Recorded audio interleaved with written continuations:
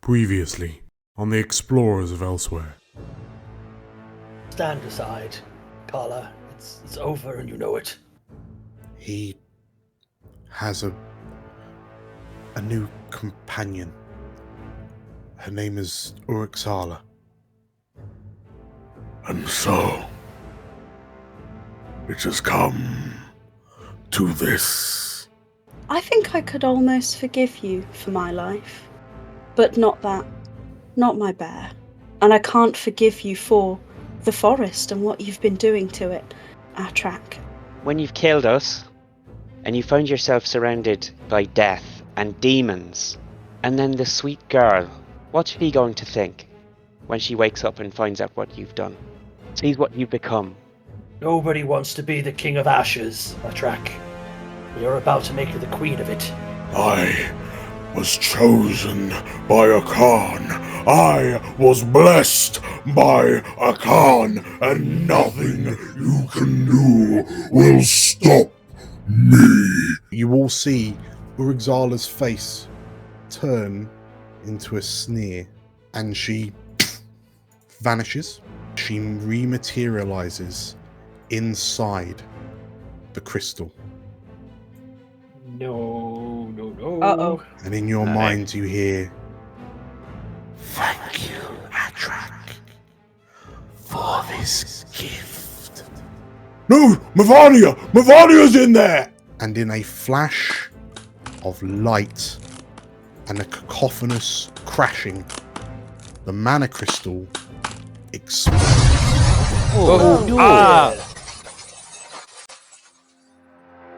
The world has been broken and remade. Our civilizations are shattered, our people divided. Yet there are those who would rise up to bring a light to the all-encompassing darkness. Hi, my name's Carl. I'm playing Sir Carmichael Comstock in Loravar Cavalier Fighter. Hi, I'm Meg. I'm playing Dryadia, a keeper druid. Hi, my name is Anton, and I play Frinka, a Wolfkin Scout Rogue. Hi, I'm Lane. I'm playing Milia Ray Celeste, an Asavar Divine Soul Sorcerer. My name's Tim, and I'm playing Galena, the Terran Sprite Alchemist Artificer. And my name is Dan. I will be the Dungeon Master on this adventure. Whilst our world has been changed, we band together, hope bright in our hearts. We push forward to reclaim what was once ours, and we shall be known as the Explorers of Elsewhere.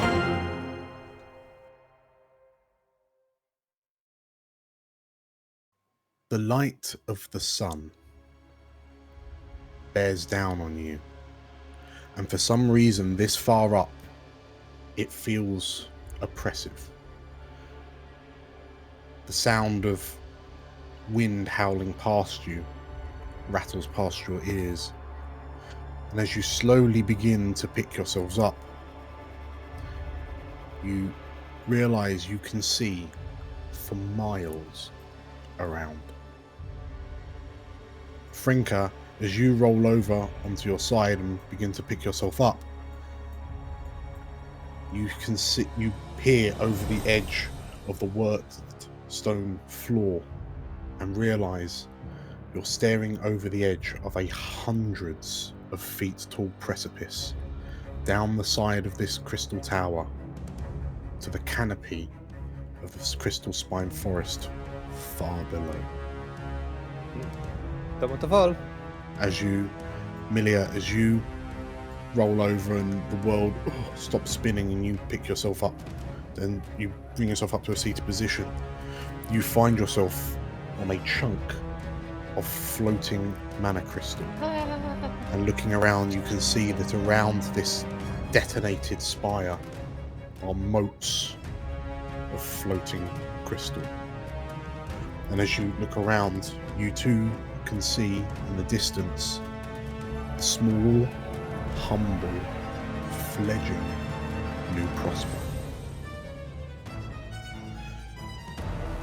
As you all begin to pick yourselves up bit by bit, Dryadia, you pull yourself up, holding onto the crystal that cocoons Coroloro. Your eyes all fall on the majestic shape of the dragon in front of you. As Urugzala unfurls her crystal-imbued wings, her serpentine lower half swishing as she begins levitating up, chunks of crystal falling from her form as if she has been born. She looks towards you, Comstock, specifically the dragon scent at your feet.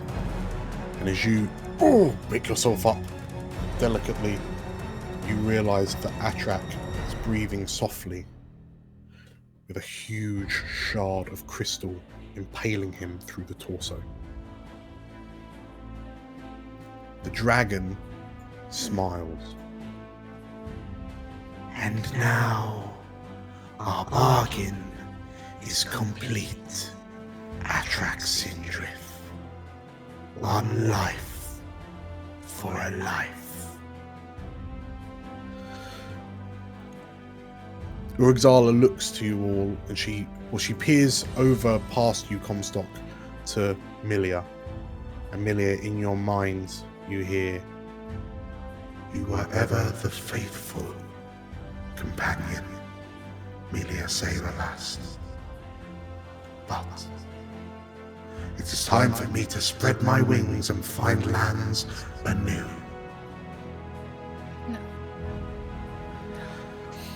and you all watch as the wings unfurl to their impressive span, and Urugzala begins flapping and gaining altitude. Well, as you stand up and go to hurl a firebolt, you realise she's now too far away. The 120 foot range. Yep. The magic kind of peters out, and you all watch as the shape of Urugzala begins to get smaller and smaller over your heads. Amelia, as you kind of drop to your knees and watch as Urugzala's laugh echoes through your mind, as she thinks about all of the ripe little mortals that she will now be able to feast upon.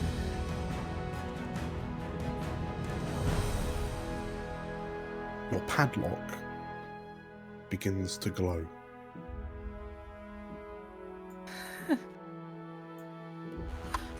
And a low resonant voice seemingly rings out from it.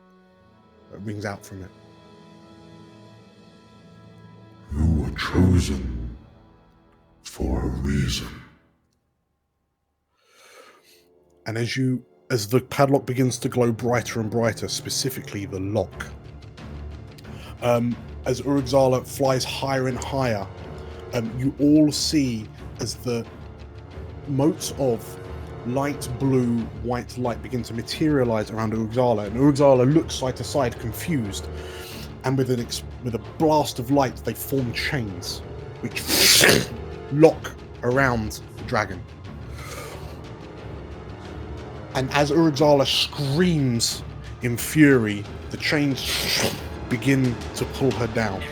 And in your mind, Milia, you hear, I am Renangar, the Sky Watcher.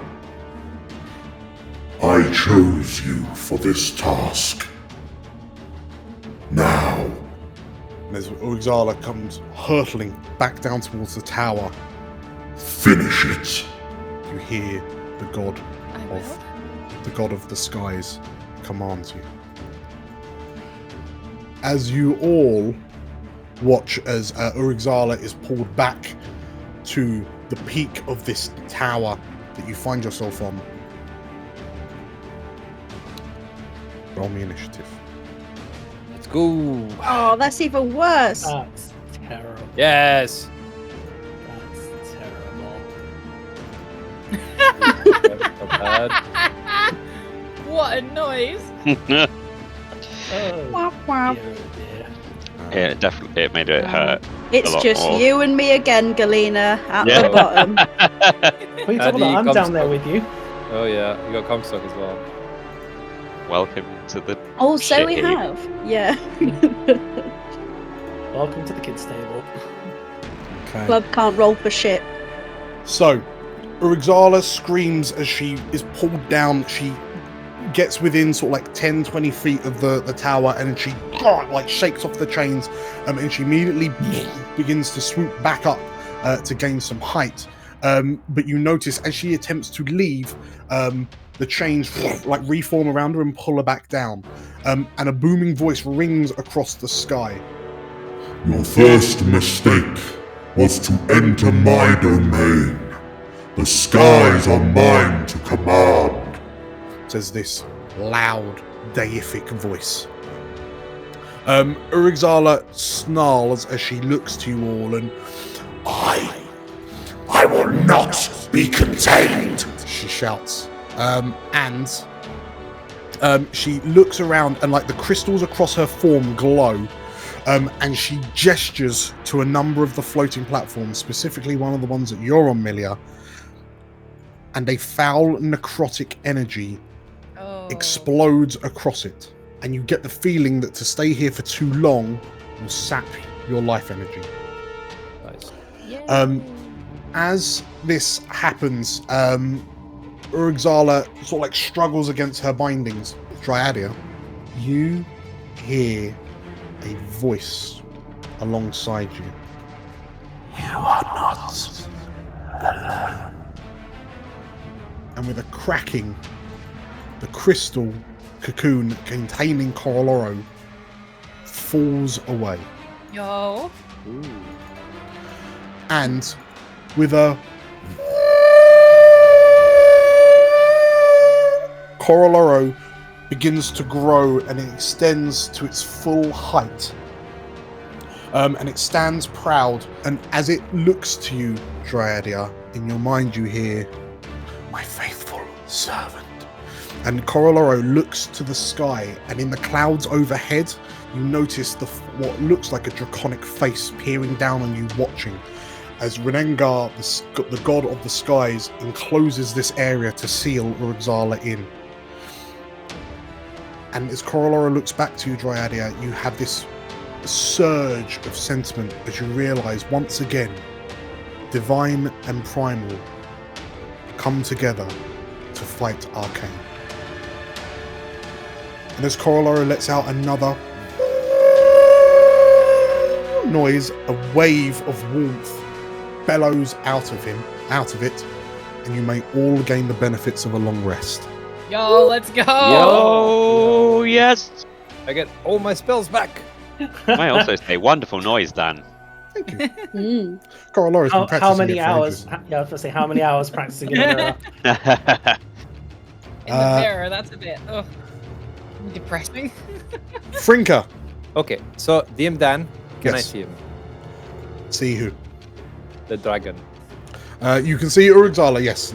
She's pretty much the only thing you can see. So you're currently, like, you've picked yourself up, so bear in mind it's half movement because you're coming up from prone. You're behind the Yeah. dragon statue, but you can see that the crystal floor that was kind of in a segmented ring around the crystal shard is gone. It's just dropped somewhere into the tower. So fundamentally Oh, but you're on then- like a large ring. Yeah, that means I moved, so I can't steady aim. Question: Yes. could I hide and then shoot? Yeah, you could. As an aside, with your passive perception of 17, you notice that just round on the south side of this tower, of this platform, you can see Davin, Nockenbock, and Haladradis currently prone on the floor, unresponsive. You can also see Atrak at Comstock's feet, unresponsive as well.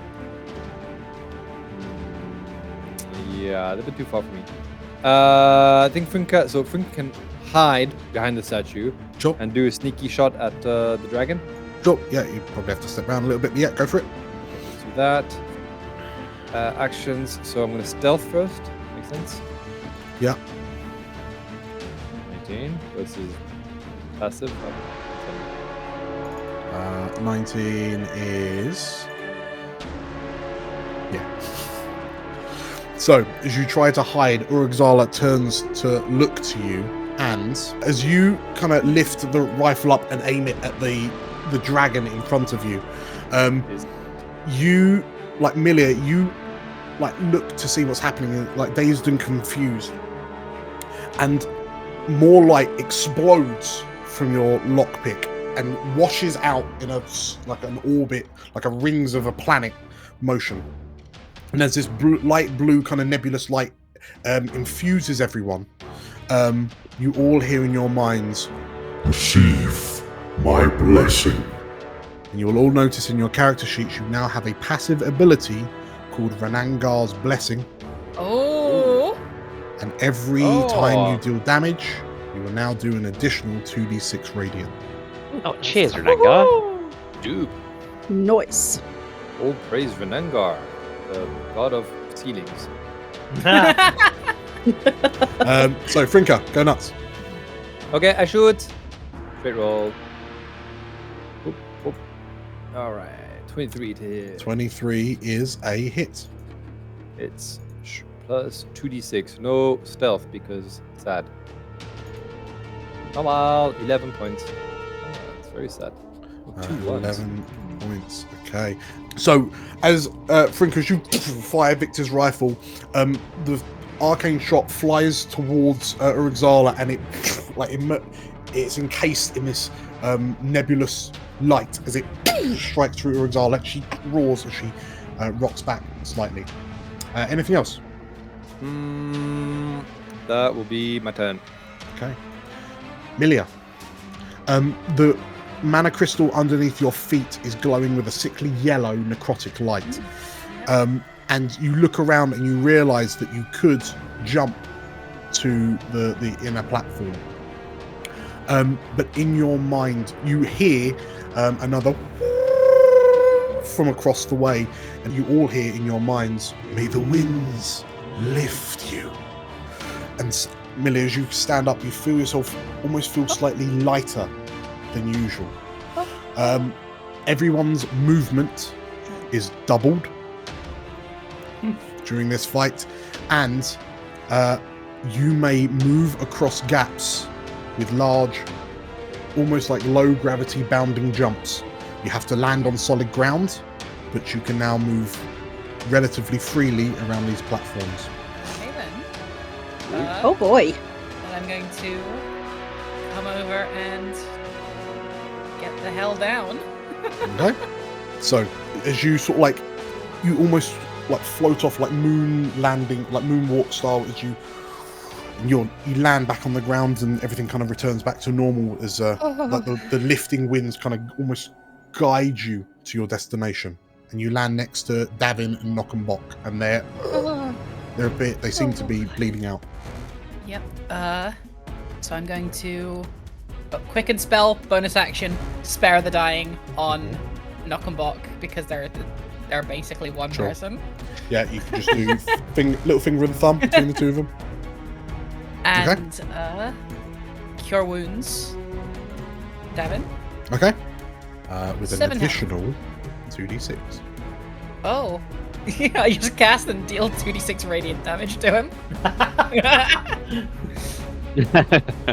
An additional 12. 19. Okay. So that puts him to 19. And as Renengar, like, you feel this surge of energy through your arm as your, like, the mysterious benefactor of your sorceress origins becomes apparent, and Davin wakes up with a start and, what's happening? And you watch as the wound, like, the heal was powerful enough that the wound on his head like closes up before your eyes. Everyone needs you. And he oh god, he says as he looks up at Urugzala. Now's the time. We need to be brave. Okay. Anything else, Milia? That's it. Okay. Oh, and I'll take my last bit of my movement to move over to Haladradis Sure. for next turn. Haladradis makes her first death save and passes. We will gloss right over this guy Knockenbach is stabilized, so we'll gloss over that. Davin picks himself up and sort of like steps, like looks over his shoulder as he realizes he's sort of like 200, 300, 400 feet in the air, and he steps forward alongside you, Milia, so as to get some distance between him and the edge.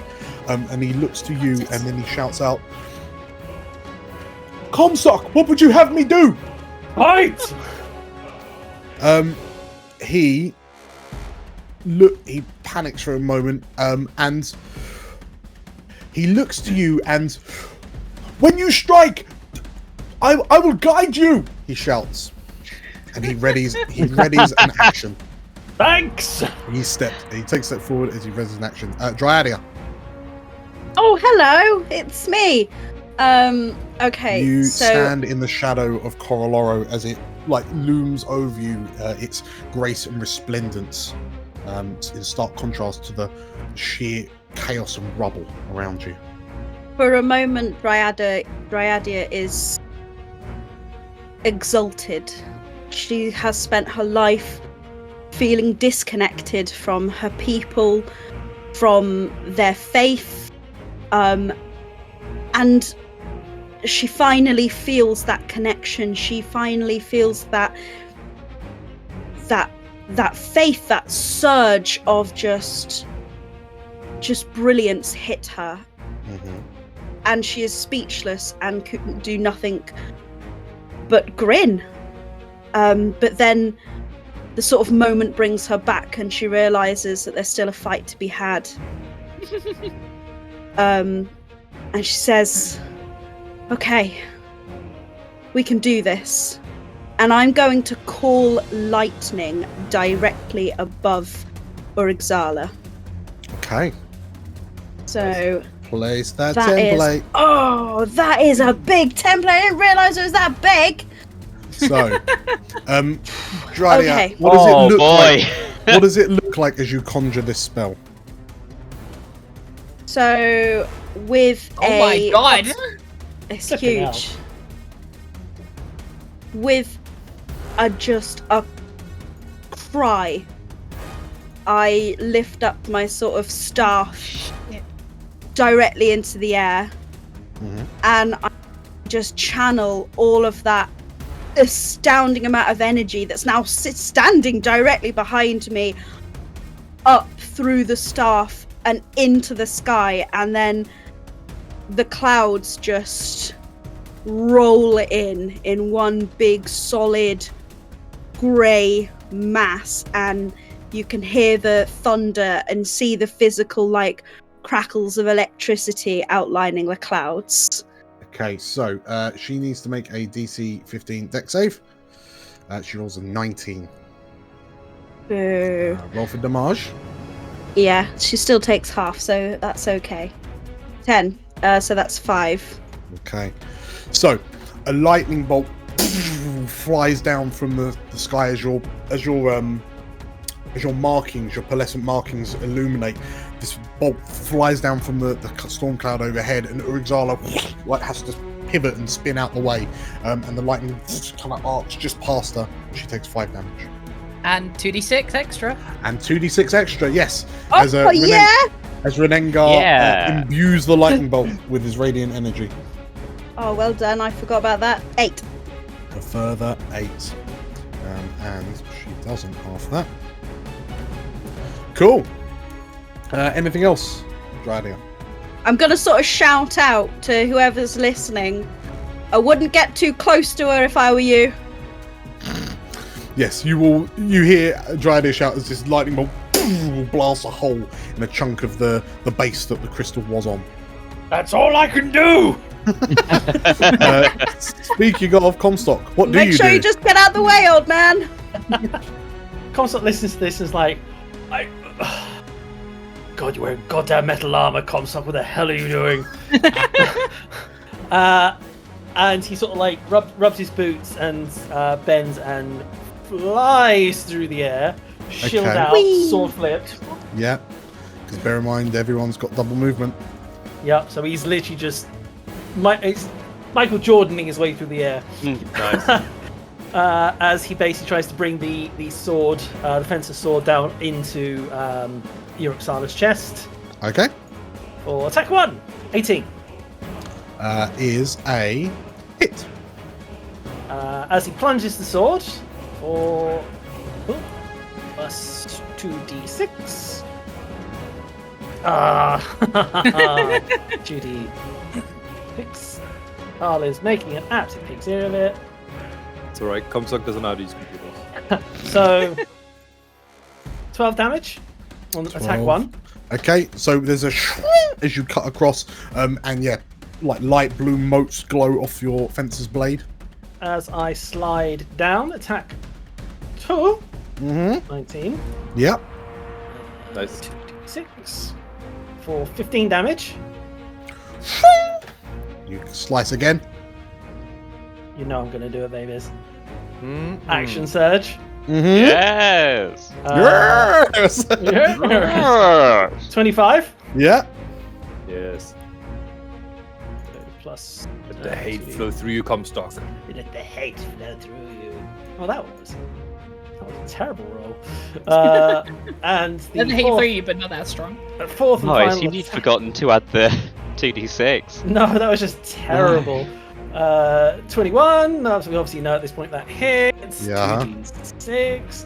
15 damage. 15. Okay. As your blade glows with the Sky Watcher's divinity, you. Well, tell me how. What? So you've jumped up, you've done the first slash. As you come down the second. He plunges, and as he's sort of gliding down, most of the other damage is him just sliding down the snake's body, just Okay. lying down it. Urigzala roars in pain and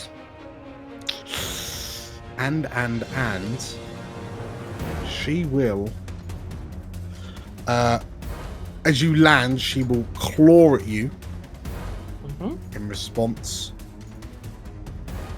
23 to hit for 20 hits. 12 slashing damage. As you land, she and like one of the crystal tipped like spider-like legs that you noticed, that the Tamari had, one of those skewers into you for 12 damage. And as he gets buffeted back, he sort of stands there, like gripping onto the sword, just with his two fingers. He's like, "Come on now, let's dance." As I hit it with an unwavering mark. Okay. Good. And that is all my actions. Comstock is going to sleep now. And if it moves, it has 10 less movement. Okay, fine. Galena. That was pretty hot.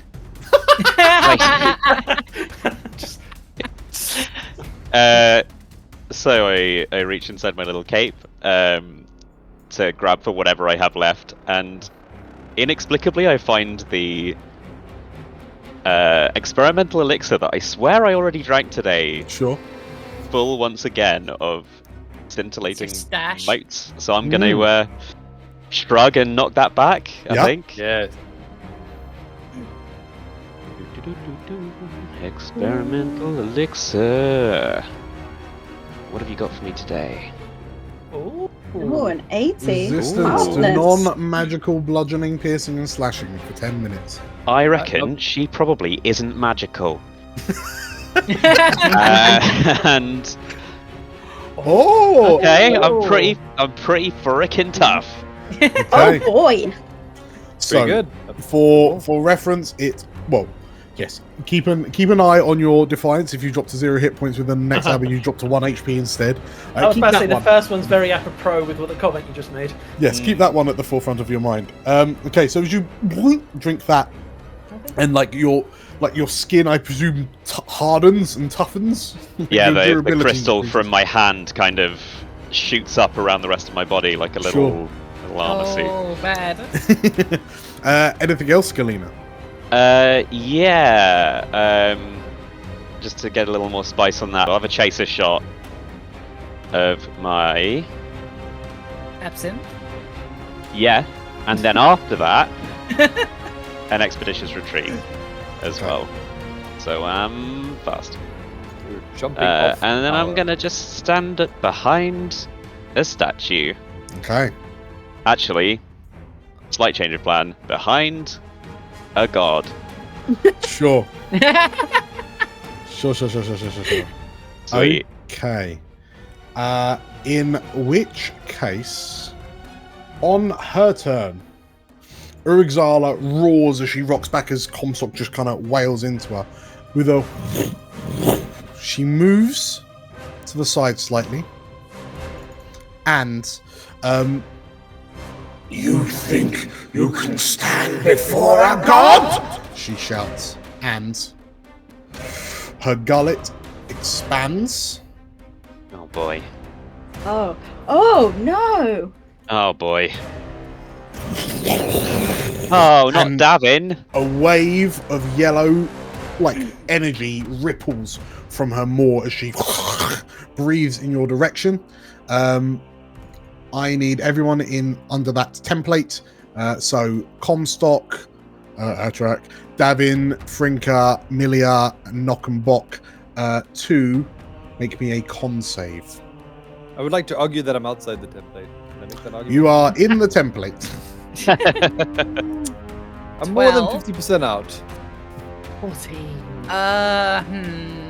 Hey, save. It's because you're more than half out, mate. That's Yeah. I am going to burn my favored by the gods. uh-huh. So if I fail a saving throw, I get to add a d4, 2d4, and I'm also going to use infallible to add a d4. Okay. So you're currently up to, so that's +7. That is a 19. Brings it up to 19. Which means you pass. Knock and Bock. Okay, so let's see who Knock and Bock roll 11. Oh no.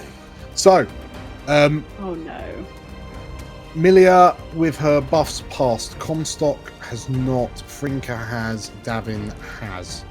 So, for Comstock, you take 36 necrotic damage. Oh, Ouch, that is most of my health. And I am down to 14. you are weakened until the start of Urugzala's next turn. You have disadvantage on strength-based ability checks and saves. Your weapon attacks that rely on strength deal half damage.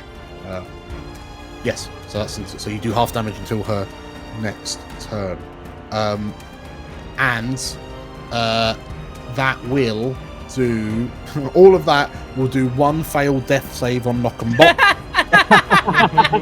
because it's only a melee that counts as a guaranteed crit.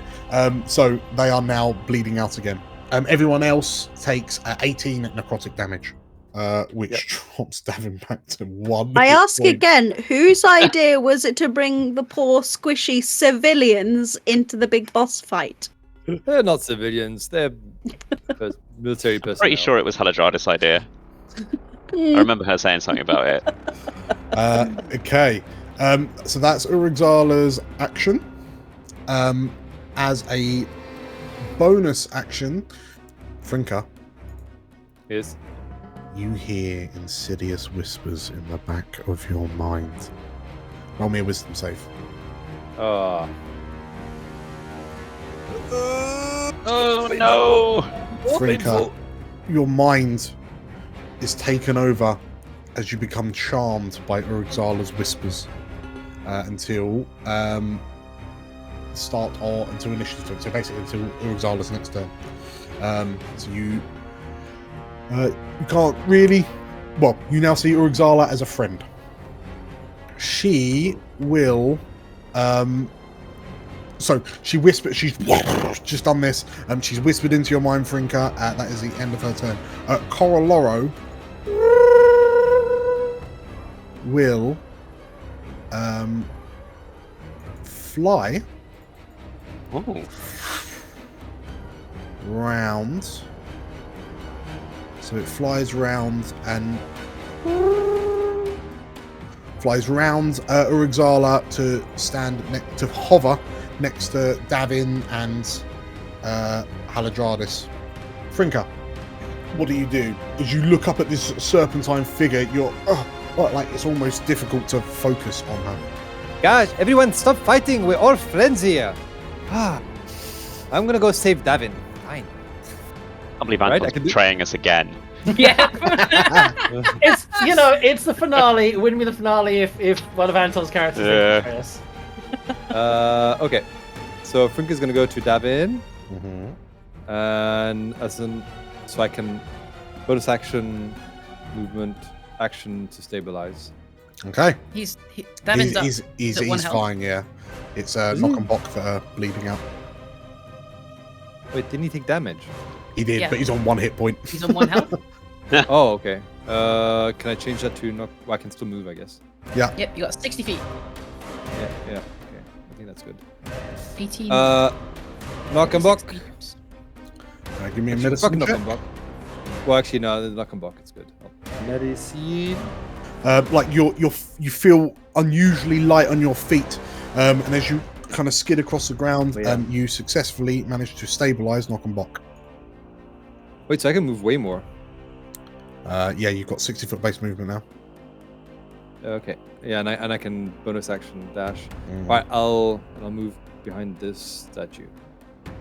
Okay. Whoosh.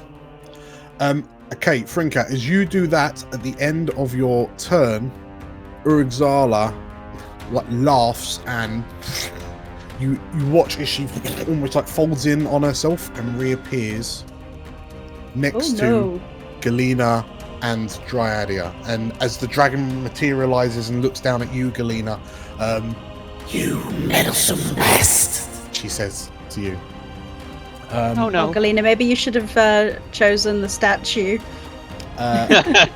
Also, sorry, on initiative step 20, as a lair action, she will infuse 3 different platforms. No Ooh, one's great. on any, so she'll do those. Cool. Yes, Milia, what do you do? So Knock and Bock have been stabilized, so I'm going to move over to Haladradis this time. Mm-hmm. 3rd level Cure Wounds. Okay. Plus 2d6. Yeah. 31 healing. 31 healing. Bam! And with a Haladradis wakes up with a start. We can't have that. We can't have that glass of wine together if you don't survive this. Haladradis like blinks as she like holds her head and what? Where are we? What? Oh, by the! As she looks up at the form of Coroloro, it's like her eyes track up its leg to its torso. That's Corolars. That's a world spirit. We're fine. I'll explain afterwards, but the giant arcane dragon is our first priority here. Please. Haladradis slowly nods. Anything else on your turn? Going to move across over to Frinka. Mm-hmm. And as I sort of behind the dragon statue go, Wait, I was hiding here. What are you doing? earlier on, You can't see me here. You could have asked before taking my first kiss, you know. And just stay there. Okay. In which case, on her turn, Haladradis like pushes herself up, takes a few steps out, so 15 foot to the edge, and then off in the distance, she sees the form of Urugzala,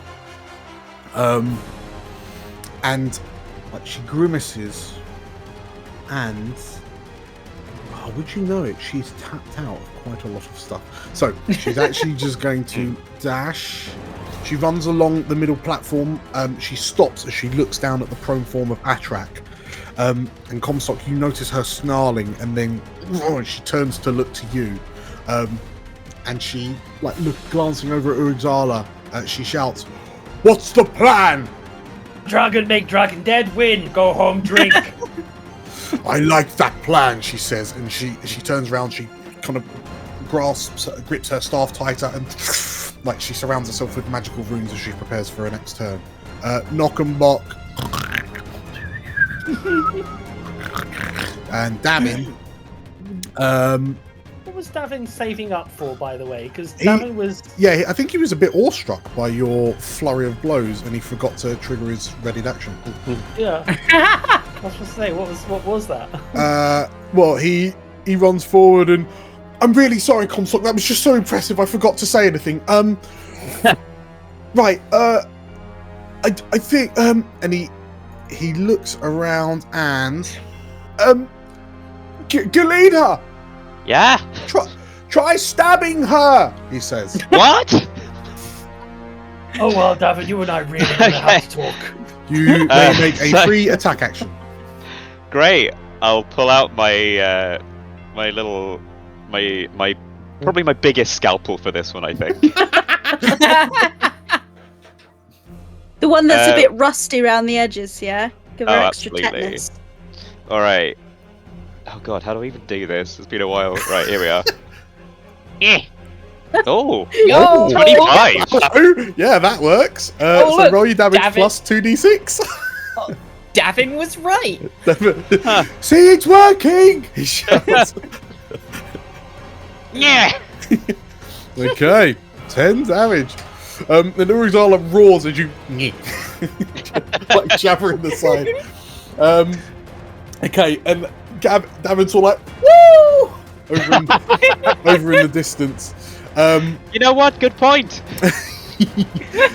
So, as you do that, well, as he does that, which causes you to do that, she will look down to you, Galena, and she I shouts, just look up from like my tiny little stab wound on her tail. Like, oh no. as his claw comes rocketing down 12 to hit. Pretty sure that's a miss. Let me double check. Yeah, miss. Okay, in which case David then shouts, roll! And as you jump out the way and this claw smashes into the stonework alongside you. I hate to say it, David, but you're fucking crushing it. I know, right? Dryadia. I'm calling lightning back down. Essentially strike it down slightly behind Urixala so that the 5 foot radius does not catch poor Galena. Sure. And again, it's another DC 15 dexterity. Okay. Oh, So, rubbish. Oh, as this lightning bolt comes down, Urixala notices it and brings her wings up and it like hits her furled wings and then she flaps them back open. Roll half damage plus 2d6. So it's Seven seven plus Ten. plus 3. Okay, so as your divine lightning strikes her, she shrugs it off. And insolent whelps! She shouts. Anything else on your turn? No, not at the moment. Okay. In which case, in order to get a bit more distance, she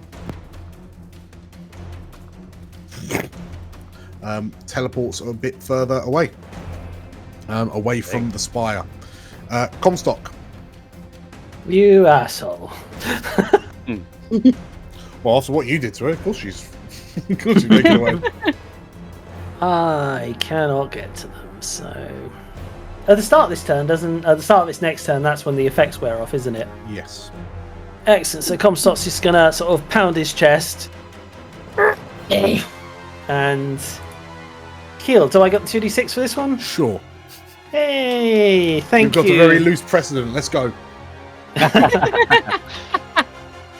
Regain 16 health. And I guess I'll just... Yeah, I guess I'll have to now just wait for my turn for this dragon to get closer again. Okay. Actually, I'm going to move as well. Gonna just, move? Just for the poops and giggles. Why can't I move? What did I do? What have I done? 60 feet. Yeah, let's assume. They're going to try and get as far away from possible as their next position. So let's go... Yeah! Okay, to the east side of the rings. Okay. Actually, I still... Yeah. What is... It's a bonus action, so actually I'll hold my main action for if it appears near me to attack it. Sure. Okay. Galena. okay. Taking the liberty of renaming one of my spells, so I am going to... Am I close enough? Find out. Just about. Okay, I am going to cast Milf's Acid Arrow. Milfs. Oh. Milk? It's a Galena special. on this dragon. If you aren't going to give Tim inspiration for that, there is no justice in this world. Yeah. 17. Galina's own Mills. Yes. Yes. Awful. Okay. Okay. It's actually renamed it.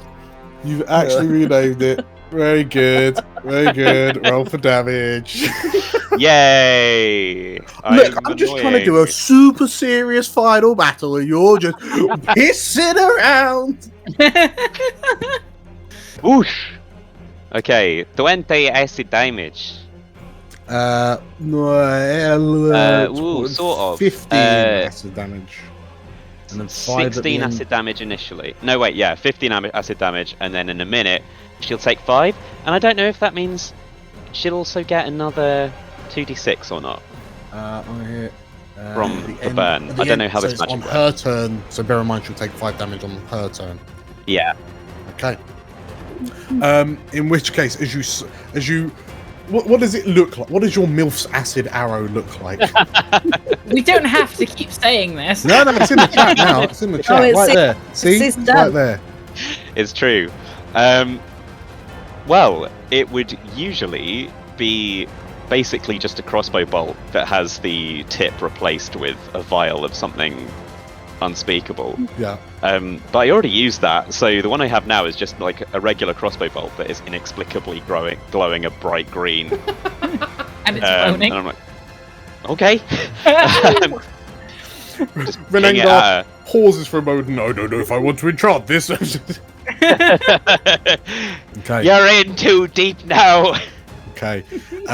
So yeah, I'll fire that. 15 no. damage initially, and the end of Uxar's next turn she'll take a further 5. Okay. I will then, I think. Can I, like, leap to here if I use my bonus action to dash? It's your action to dash. Not if I've got my expeditious retreat on. Okay. If you've got Expedition Retreat on, is that a bonus? It is indeed. Okay, yes, So can I like jump that far? you can.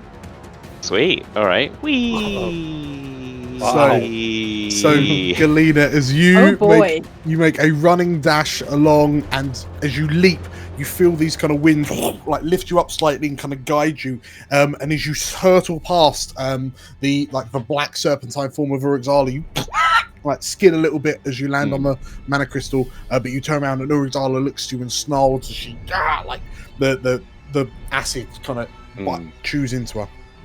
And the combination of like the adrenaline from the fight in general, and then also the heights, just means I'm just kind of laughing manically at her. Okay. Alright, is there that's me anything done. else on your turn? That's you done. Okay. Actually, sorry. I meant to mention. I don't know if I'd have had a chance to look or not, but is there any sign of Mavania anywhere? At the end of your turn,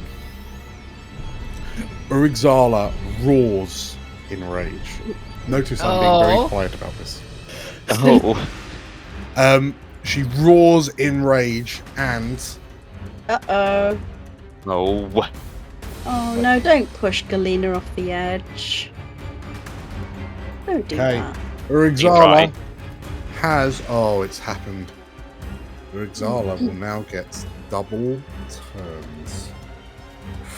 So, Excuse me? she... No. I'm sorry. No. So, she swoops over to you, Galina, and she will... everyone within 120 feet of Uruxala. So, Comstock's out. So, Galina and Dryadia, please make me a DC 17 Wisdom save. Oh boy. Okay. Galina cares not. Addy does care, however. So, Addy, you are now frightened as Uruxala's rage ripples across the platform. you are frightened. So as long as she is in line of sight, you'll have disadvantage on pretty much everything. Does that affect my concentration on my spell? No. That's Okay. that's damage only.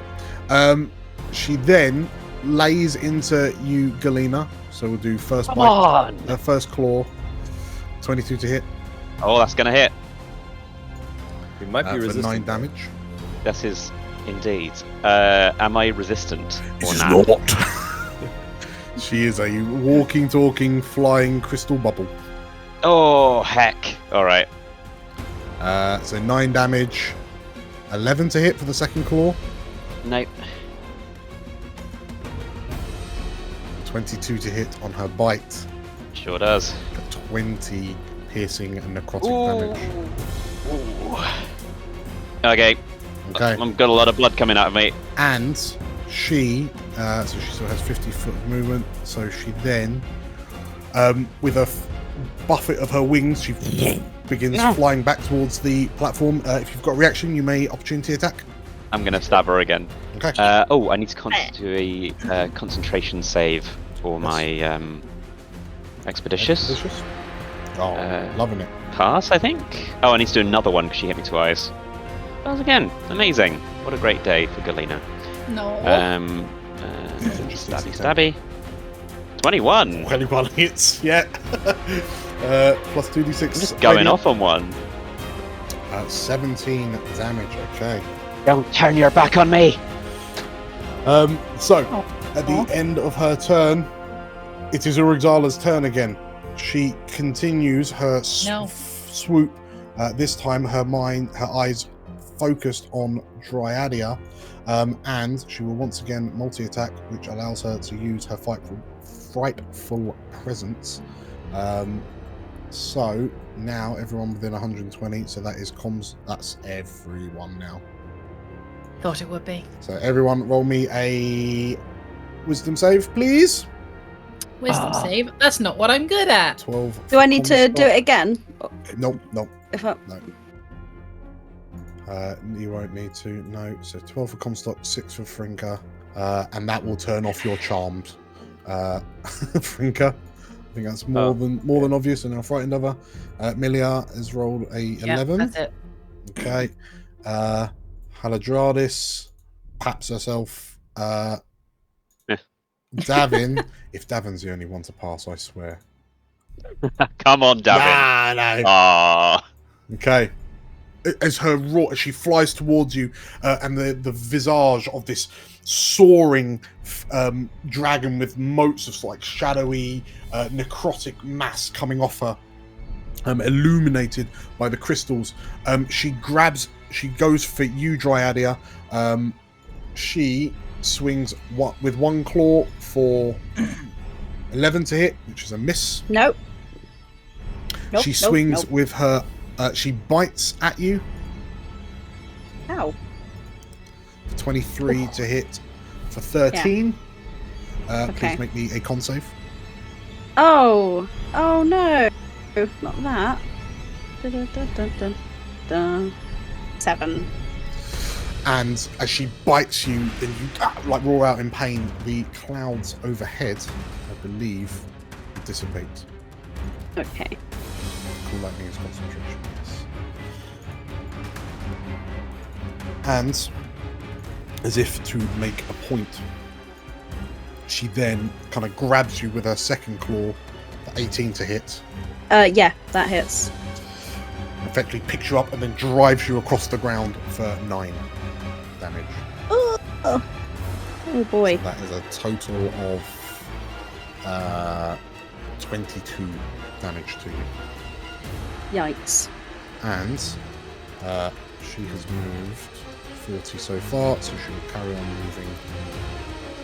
She appears to be heading towards Coraloro.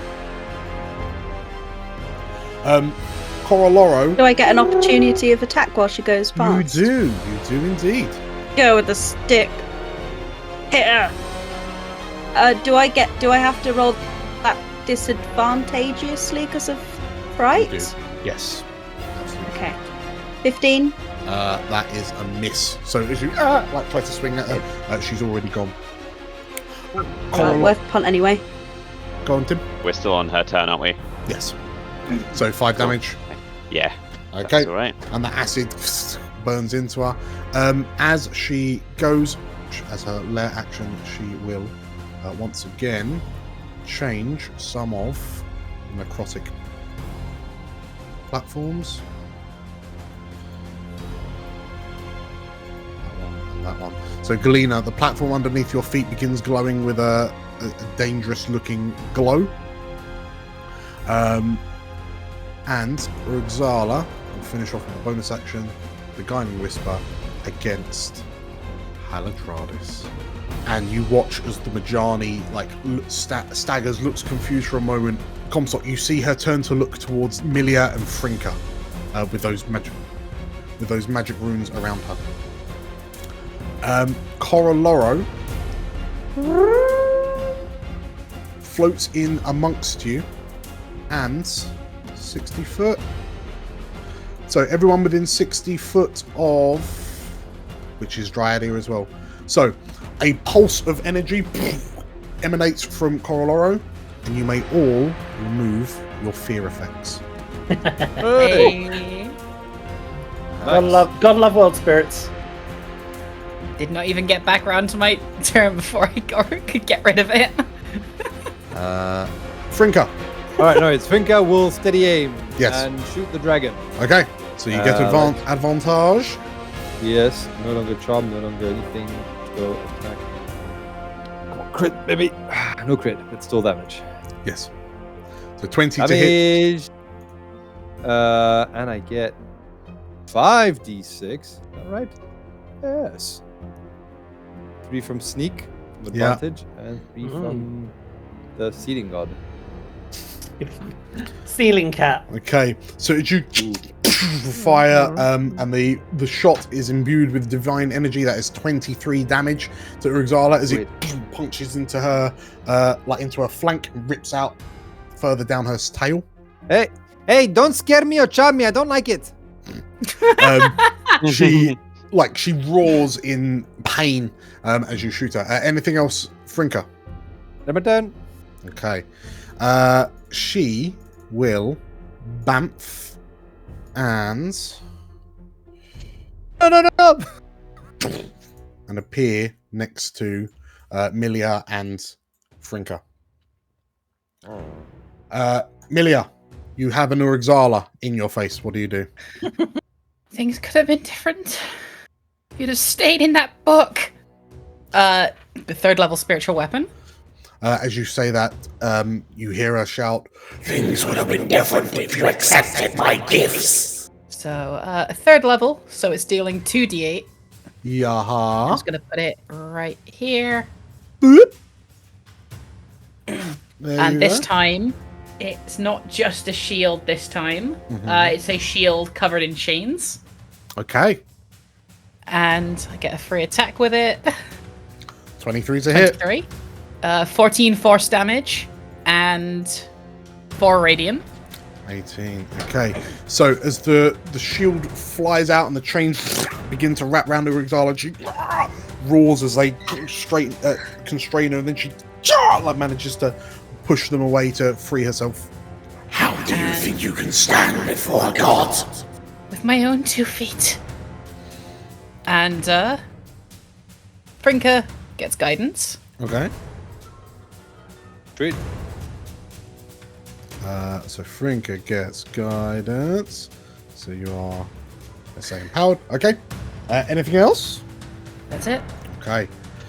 Haladradis stands and looks a bit kind of like she's looking around. She looks a bit dumbfounded.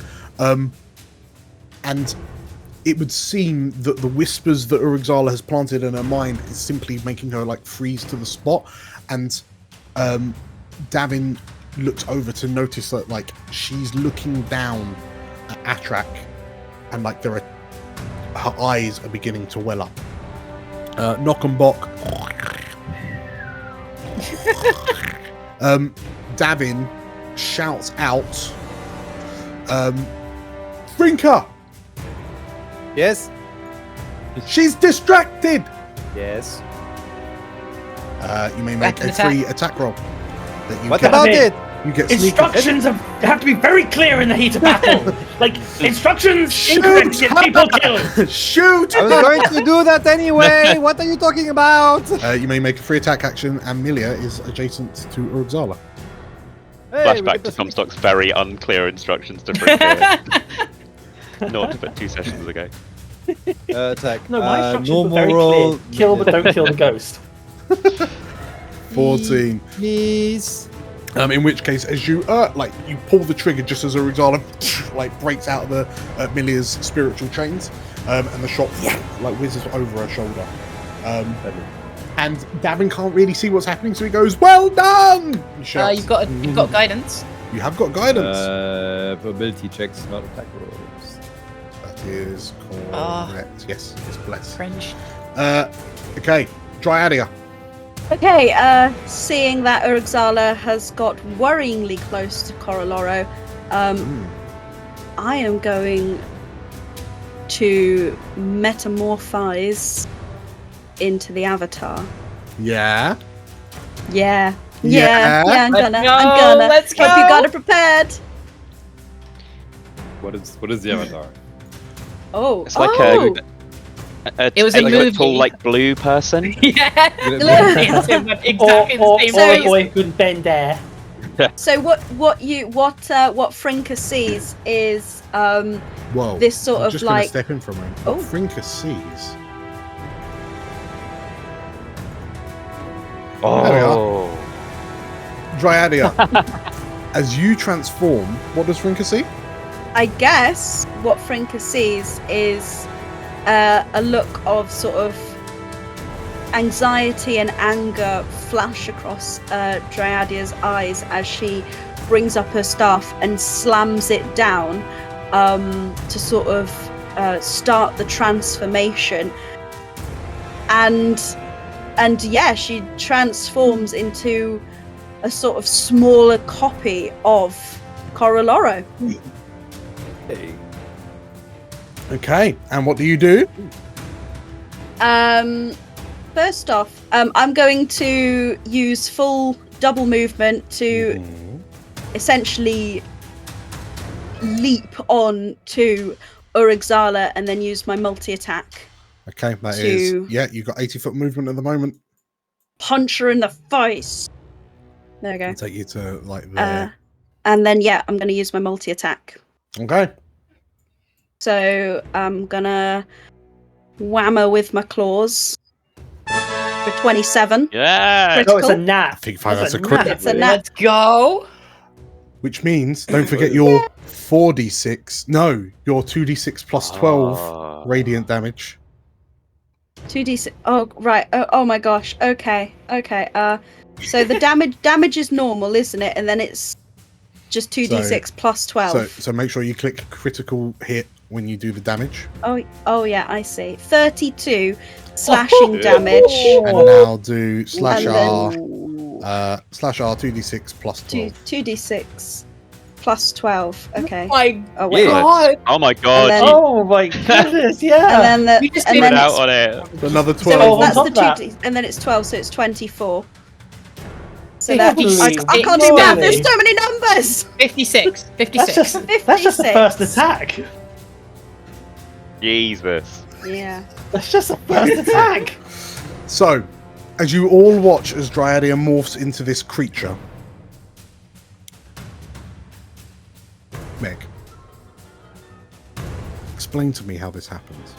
Ah! Oh, you. Holy shit! Go, I Meg. can still speak as the avatar, can't I? We established that.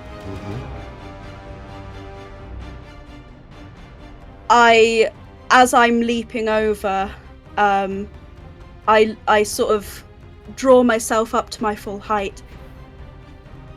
Urugzala, you think you are a god, but you are nothing but a book-bound parasite.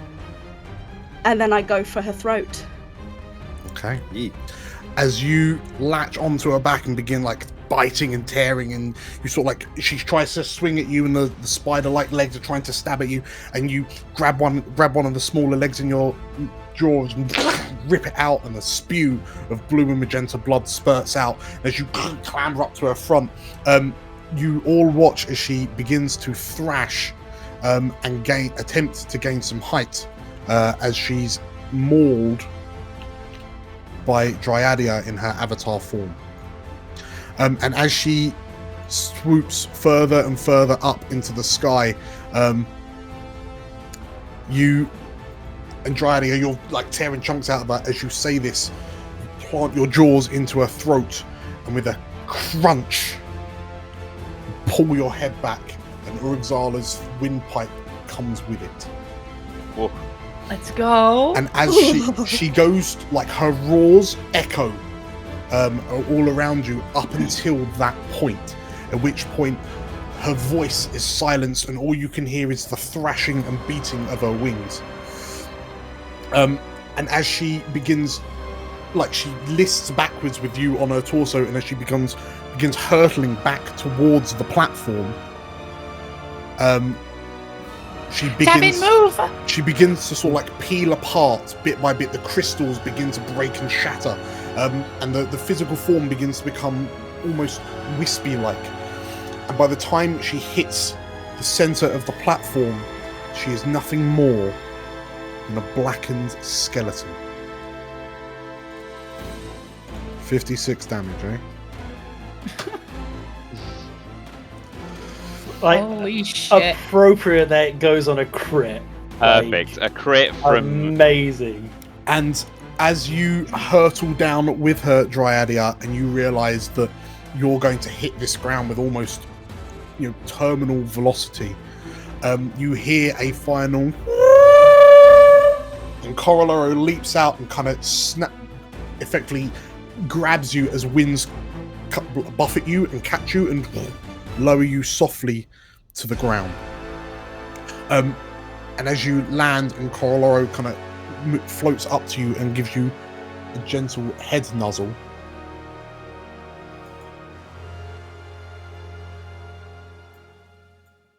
Milia,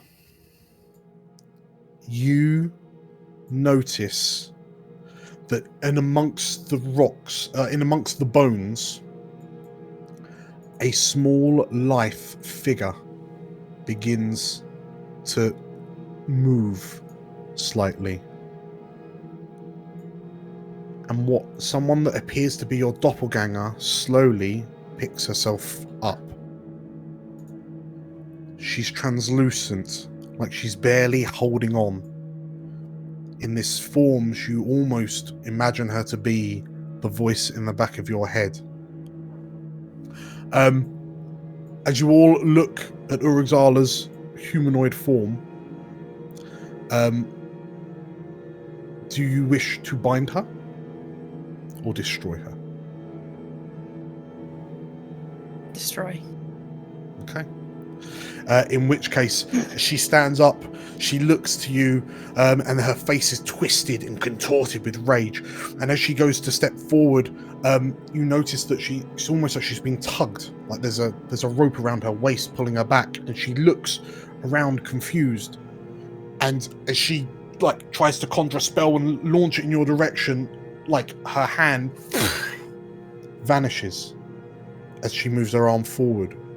And she watches in confusion as she begins to turning into a mist, which then begins to get sucked into the spire. And Galena, you realize in this point that this tower draws mana to it. And now she's almost nothing but. And as she No! And she tries to scrabble away, tries to kind of escape, but she seemingly can't move. It's almost like she's just treading water. And you watch as with a long-lasting she's pulled into the tower and dissipated.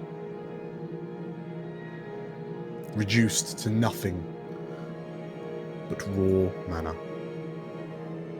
And with that, Urugzala is gone.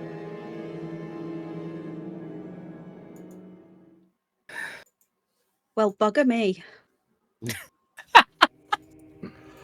As you begin to pick yourselves up, you find yourselves like shaky and wobbly.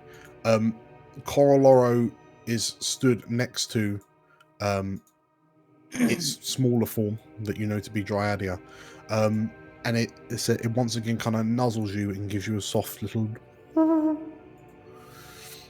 And as it closes its large, kind of pearlescent eyes, it begins to its foliage begins to blossom and bloom. The mane of leaves around its neck. You see small flower buds beginning to sprout, and it too begins to start kind of. It starts to vanish in front of your eyes.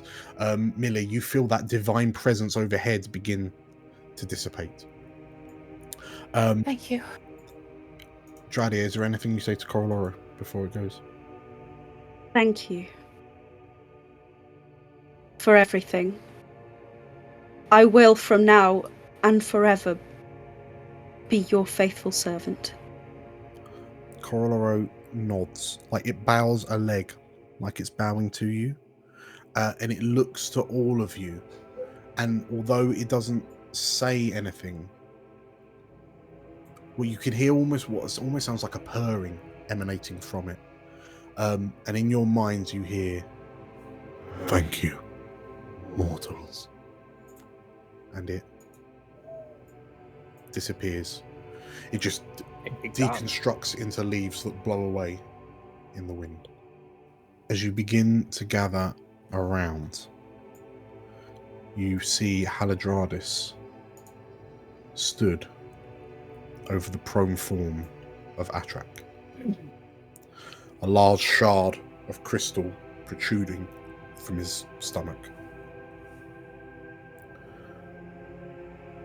And you see the Majani with her lips snarled, and she turns to look to where the center of this platform is now cracked stone, where the large mana shard is or was. And Galena, as you approach over, the thought still kind of fresh in your mind, you realize that whatever Urugzala did, Navania is gone, utterly consumed by the dragon. And Haladradis clenches on her back teeth and I leave him to you, she says. Haladradis. She stops as she goes to leave and she looks to you, and like you can see like the lines of moisture down her cheeks where whatever Urugzala said to her is clearly still kind of shaking her. Thank you. And there's always a place for you in New Prosper. I know you've lost it here today, but still need someone to help us with all things magical. And I can think of no one better than yourself.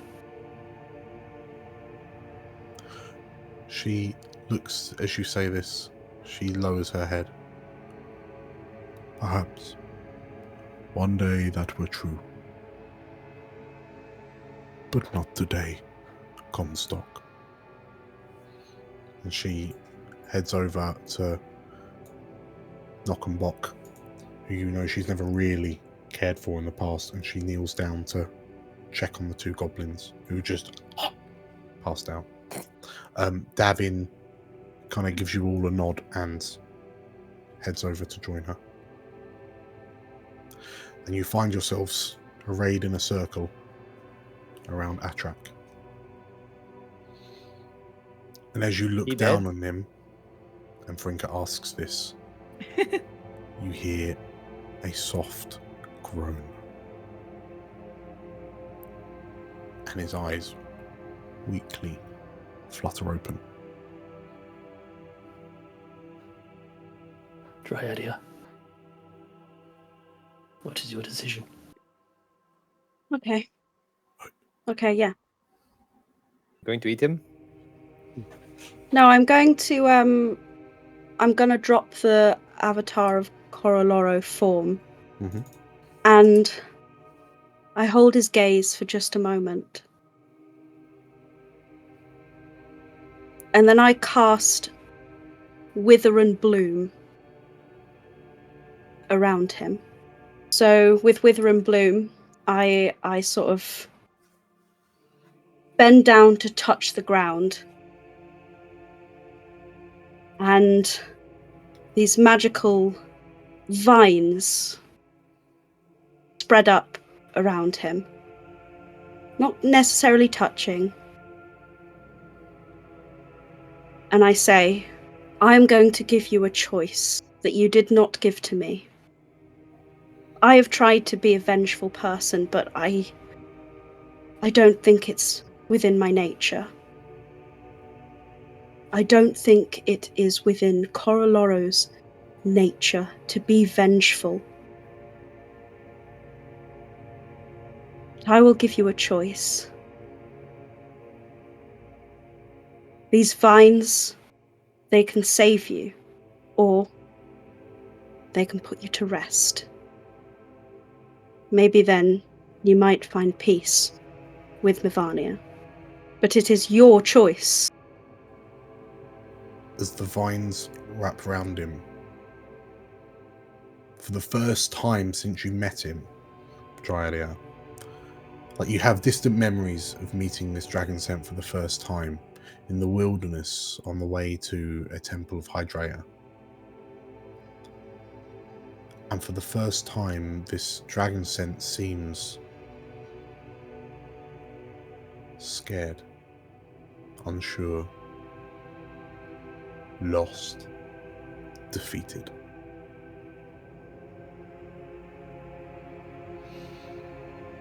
And as he looks down at the vines and appreciates the irony that his life may end in the grasp of that which he seeks to drain to achieve his goals,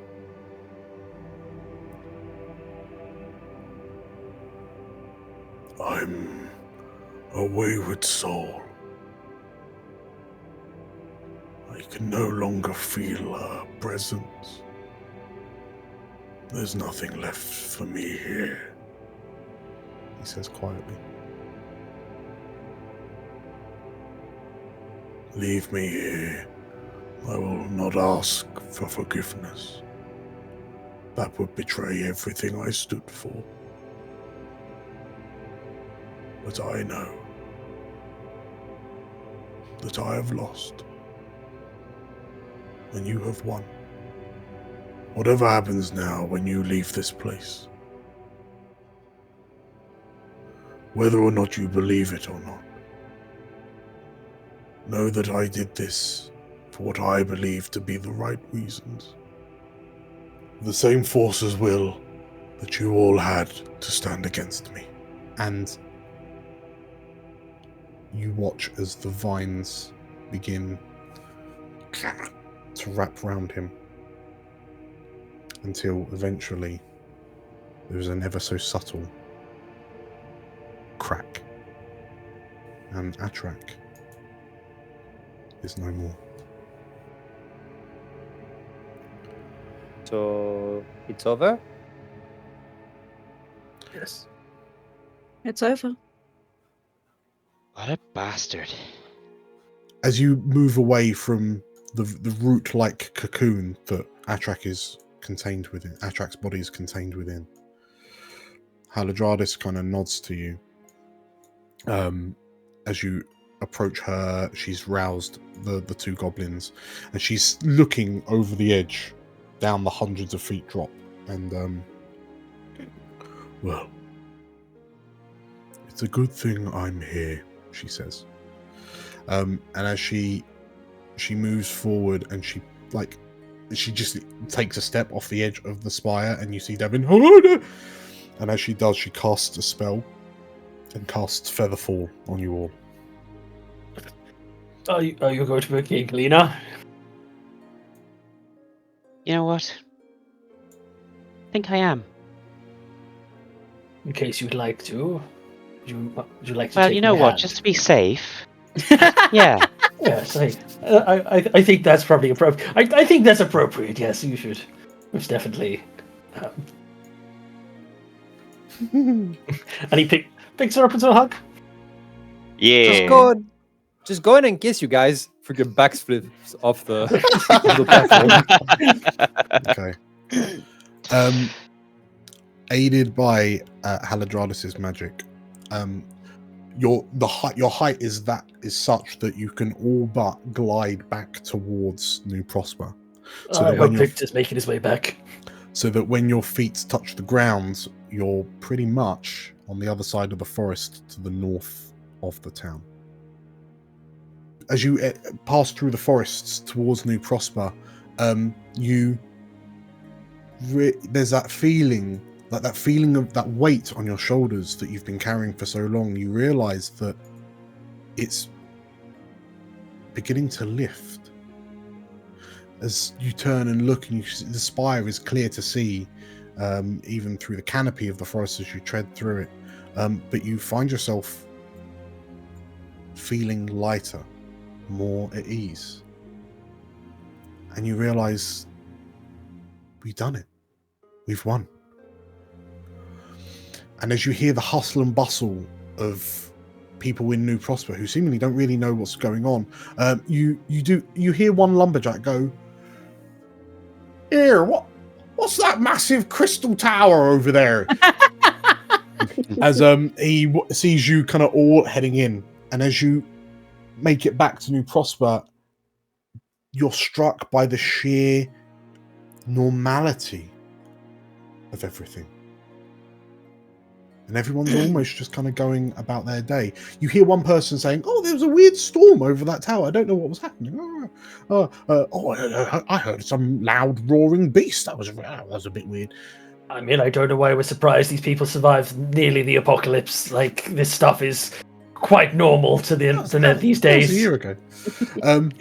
But it dawns on you that already these people, the speculations and stories are running rampant. And sort of like as people get excited and start kind of saying hello and cheering and kind of approaching you, Comstock, you notice that Haladradis is kind of stood away from everyone.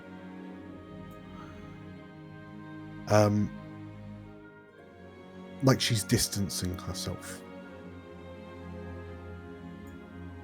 Haladradis, come join us. As we've learned today, everyone makes mistakes. I'm not a perfect person myself either. Sorry for how things ended with us before, but please. This can be just as much your home as it is ours. Haladradis looks to you and, "Please, all of you, walk with me." And she leads you to the cliffside, overlooking the sea to the south of the town. She stands kind of resolutely on the cliff's edge, just like looking out, the gentle sea breeze kind of lapping at her robes, and you'll smell the salt air, the salt in the air from the sea below. "I know that I am a threat to this place. I am compromised. I have done things which deserve punishment, and I've already made the call," she says. And the six of you watch as she holds her staff out and plants it in the ground, and the orb on top of it begins like pulsing. A green jade kind of light just emanates from it in a very rhythmical manner. Galena, you recognize that her staff, whatever it's doing, it's almost acting as like a beacon of sorts. And before long, a silver portal begins to materialize not too far away from you. Haladradis, Yes. you're right. You have done A lot you shouldn't have, but just know that you did right by my Vanya today. She's free now. Whatever you do next, take that with you. She is. I spent over a year trying to punish those around me for her death. But never did I stop to actually honor her memory. That's what I intend to do, whatever may come. And as she says it, she looks at this silver portal which opens up. And from it, the silhouette of a humanoid male figure begins to step forward. And a silver-haired Lorivar, dressed in regal slate grey and blue robes, steps through. He carries an authority similar to that of Haladradis, but seemingly greater. And he looks at you with piercing silver eyes. And he nods. Haladradis? Explorers? He says. It's good to meet you. I've heard quite a lot. I'm not sure who's who, though, so you'll have to tell me your names. Hi, Vinka. Finka. Ryadia. Shradia. Amelia Sayrelest of Glasmere. Milia Sayrelast of Glasmere. Carmichael Comstock of Hugelstadt. Sir Carmichael Comstock, as I understand. No. Just Carmichael Comstock. Very good. Just Carmichael Comstock. Galena Orpiment. Hello, Galena Orperman. My name is Archmagister Meridius Redan, but my friends call me Mary. I hear, he says, as he turns to look at the tower off in the distance, that you've had a bit of an adventure. And the Council of Mages of Evermore is here to lend a hand to this fledgling town. The Archmagister, who you all know is fundamentally, they are the kings and queens of the wizarding world, offers a handout to you all. How do you know so many things? Also, you're a bit late. Like, we sorted the whole problem by ourselves. We've been in regular correspondence with my good friend here, Haladradis. She's informed me of current affairs, but it's good to see that you've managed to resolve the majority of them. Guess. He holds a hand out. He looks I'll to... shake it. I'll shake it. Okay, so, Comstock, as you take his hand, we look forward to working with you. This has been one of the more successful expeditions, and we intend to see it flourish. You could say we want it to prosper. And you firmly shake hands. 1 year later.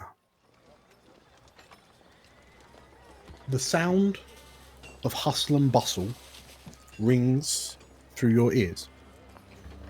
Comstock. As you take a deep breath and you push yourself up off your dressing seat, and as you stride through the door out into the streets of New Prosper, you glance left and right at the town's houses and the buildings that have been erected over the past year.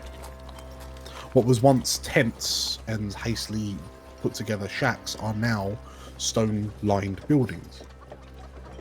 The watchtower that dominated the centre of the town is now fully reinforced, and there is talk that a palisade or a surrounding wall we can start to look at that. There were some concerns that the nearby trees to the north had to be brought down, but at least all of their precious lumber was used in the construction of well, the construction of the south side of New Prosper. The south side being the buildings which are constructed almost down the sides of the cliff. After Knockenbock's discovery of an interconnecting network of tunnels underneath your feet, you realised that you could expand New Prosper down the side of the cliff, a 200-foot cliff towards the sea. What are you wearing? Comstock has since abandoned his armor. He's no longer got helmet hair. He's had a shorter haircut. I imagine he's wearing like a leather duster coat, big pair of boots. He's got his shield strapped to his back. Clad in that, there seems to be a rifle these days, and he's got his sword at his side. His fencer's sword still, named the Dragonbane. The shield no longer has the crest of Hugelstadt on it. It's now painted with the crest of New Prosper. He takes out a pipe, lights it as he's looking around town. He looks at the sun. I swear he better be dead to be this late again. Dead or busy. As you say that, and you look around, you can hear the barks of Knockenbock, who now have a number of workers under their employ. The sound of the blacksmith ringing out as the doing, no, the other way round. And they've just been constantly busy over the past 12 months, doing everything they can to help expand New Prosper. As you think about your mysterious person and their presence, there's a moment when your mind falls to Haladradis. It's been almost a year, or just over a year, since you first met the Archmagister Meridius Redan, the head of the Council of Mages. And Haladradis willingly gave herself up for incarceration as a result of putting this expedition in the amount of jeopardy which she did for personal gain, personal reasons. But since then, through your partnership with the Council of Mages, the development of New Prosper has been aided by the establishment of a network of portals between other towns set up by expeditions. The network growing larger with every passing month as more expeditions arrive at their presumably expected designations and new settlements constructed. But all trade goes through New Prosper, as it's known to be the first. And as you kind of think about how much the town has expanded, and it is a town now, you hear a group of like giggling, young giggling voices, and as you look, you see a large pack of Wolf King children, like teenagers, young teenagers, like kicking a ball around nearby. And as you roll your eyes because they're being a bit of a nuisance, you see Frinka stood talking to a large centaur woman. And behind the two of them are they're now about 6 months old. But this residents of Ekabosdir, who, with agreement with New Prosper, have decided to move in. And Frinka, as you notice Comstock looking over at you, you excuse yourself from Gegekna. And what have you been doing over the past year? So Frinka, with the move-in of the people of Ekabosnir, has been designated, maybe appointed herself as a diplomat, a bit like an ambassador, a go-between the two communities, try and smooth out any rough edges. So she gets to spend time with the Wolfkin and still spend time with New Prosper. Sure. So that's what she's been up to. And you, yes, as you kind of look over to Comstock, and you're about to come over, and then you get distracted by something that's just happened with some of the Wolfkin laborers, and you look down and you see like the Wolfkin inspired architecture that spans out the northeast of New Prosper, that kind of hugs round and down the slopes towards the beaches to the northeast of the town. With the aid of so many able-bodied Wolfkin, the expansion was that much more efficient and speedy. And Comstock, as you, like, Frinka looks like she's about to say something to you before she gets pulled away, and you leave her be, and your thoughts go back to your original mystery person. And as you walk through the town, like weaving through the streets, and you see someone erecting, trying to put together what appears to be like a magical lamppost of sorts. And sort of like looking at this manacris and be like shaking. Oh, why isn't it working? Why isn't it working? Just like trying to screw it back in. You see a figure sat on a rock looking over the sea on the west side, on the east side of town. Identifiable by his wide brim hat. He saunters over. Deputy, you're on duty now. We have our rounds to do. Victor looks over his shoulder at you, and he gives you, like, he looks a bit lost in thought, and he gives you a nod. You notice that Victor is clutching a letter. And Victor, as Comstock approaches, what do you say? Apologies, Comstock. I was just reading something. An old paper for my past. I see. Anything I should know about, my friend? You know what? I forgot I had this. Notification of exile. From High Majesty Lionel Klaus, by appointment of Her Majesty, the Queen Ruler of the Sovereign Nation of Drusovich, to Baron Victor Kasprezak, ruler of the town of Tresia, member of the Queen's Council. Dear Baron Kasprezak, with heavy hearts and solemn duty, we convey to you the decree of Her Majesty, ruler of Drusovich, which has determined your fate. Regrettably, it is our duty to inform you of your exile from the lands and domains over which you once held mantle of governance. The decision to impose this sentence has not been taken lightly, but rather has been reached after a thorough consideration of your actions and consequences.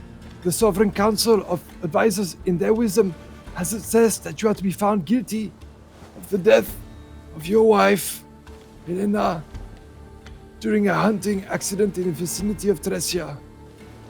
Given the gravity of the transgression attributed to your name, and in accordance with the laws of our realm, it has been determined that your continued presence poses a risk to the security and welfare of our beloved domain. Your properties, lands, and titles are to be relinquished and shall be placed upon the stewardship of the crown. You are hereby commanded to prepare for your departure from the realm within a fortnight from the date of this letter. We beseech you to comply with this directive and to conduct yourself honorably throughout this transition. May you find the clarity and the redemption you seek in your new path. Most sincerely, Majesty Lionel Klaus. Comstock, you notice across the bottom of the letter, scrawled in red, Yakov killed Helena, not me.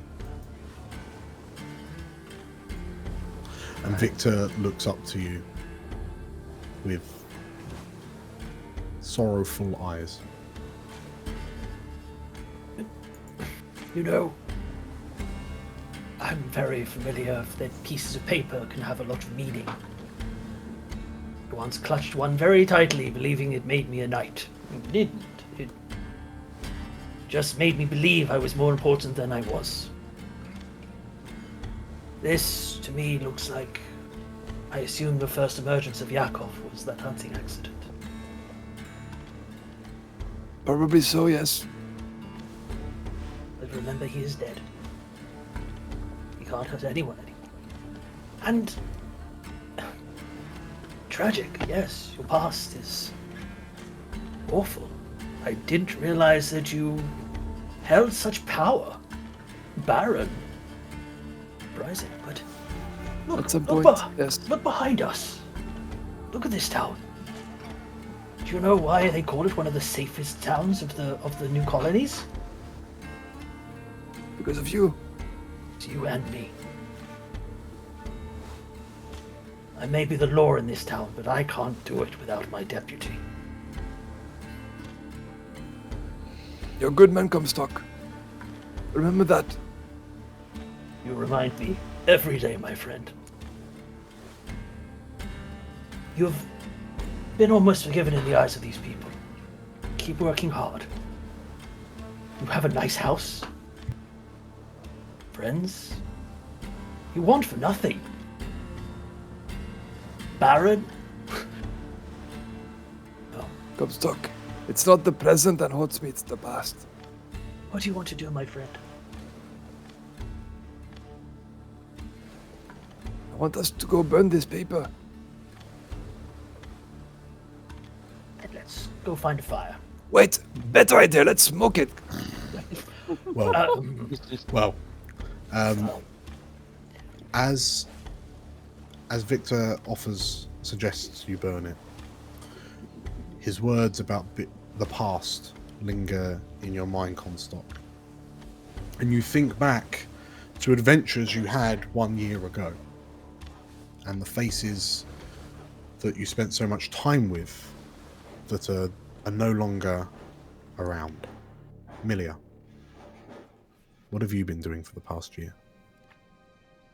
For the past year, Milia has kind of been helping out wherever she can, keeping her role almost as emotional guide to me Prosper.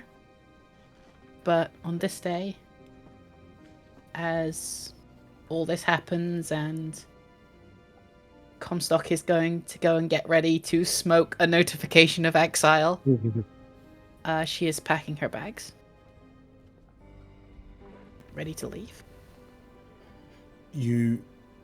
How has your life been different now that you know who your benefactor was? Renengar, the Sky Watcher. It's less of a different now that I know who my benefactor was, more of a my mind has been clear. It took maybe a week for me to realize now that Urixala is gone. And as I was preparing to live out my life running and keeping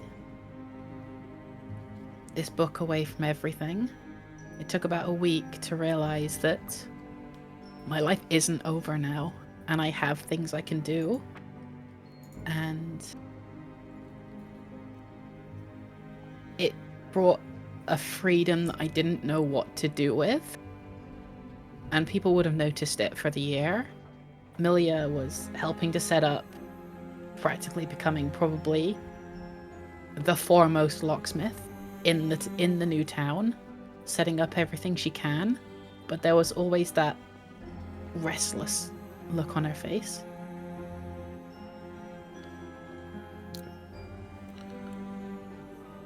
In which case, as you kind of mull on your thoughts, you look around the house.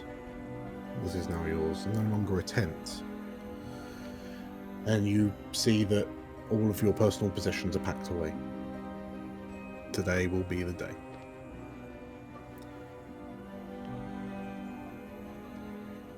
And you also think back to faces that you haven't seen in a while. Galena.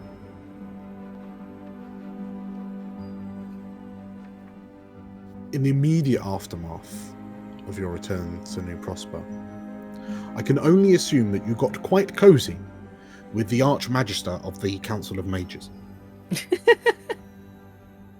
That's the plan. And Meridius seemed very intrigued when, after a few too many bottles of Rockshine, you let slip that within that crystal tower over there is a whole, like, weird gravity library of knowledge. And after being asked to act as, like, chaperone for the mages which came pouring through the portals, you are able to extract and... Well, they were able to extract and begin cataloguing all of Atrak's knowledge, sending the more dangerous lore off to more secure places. But one thing that did come of it is that through the combined minds of yourself and Meridius, you've been able to learn how to reverse crystallization.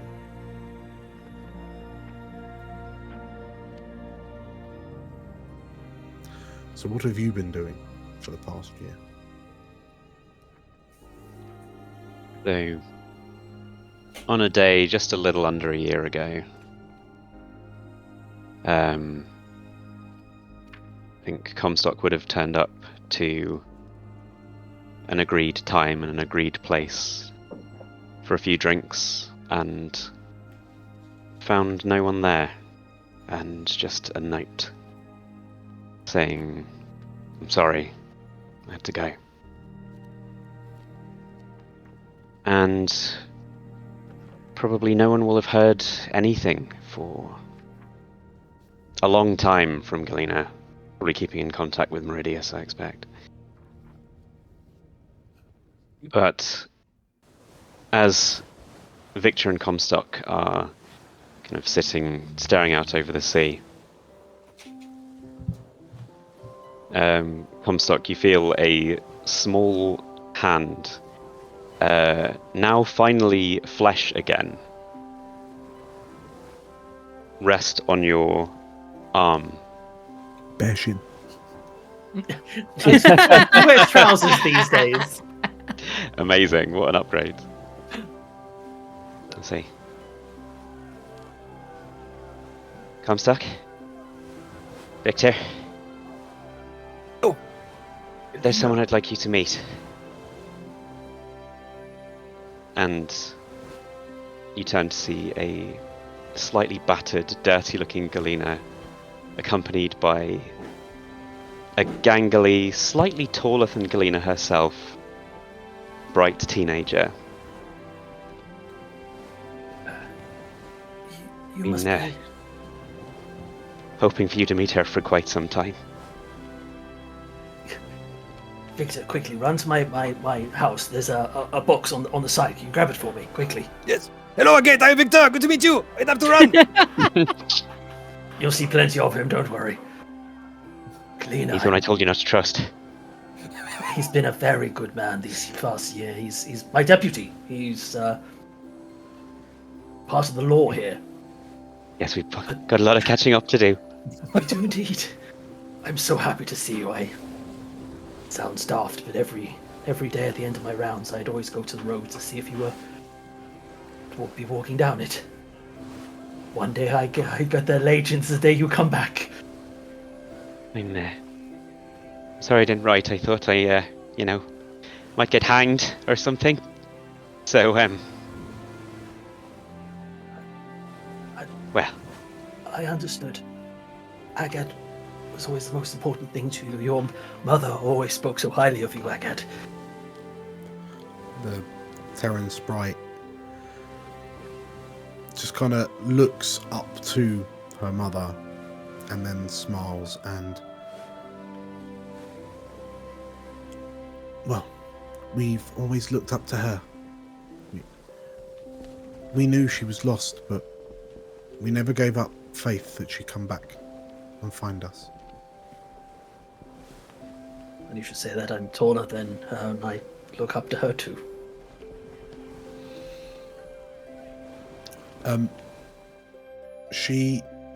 The young Terran teenager kind of looks around, like marveling at this above ground settlement. And Comstock, you notice that the silver portal that is almost a permanent fixture now. It's like a gateway. Is still open. And Galena, as you glance over your shoulder, you know that the company, the entourage that you travelled with, are due to arrive soon as well.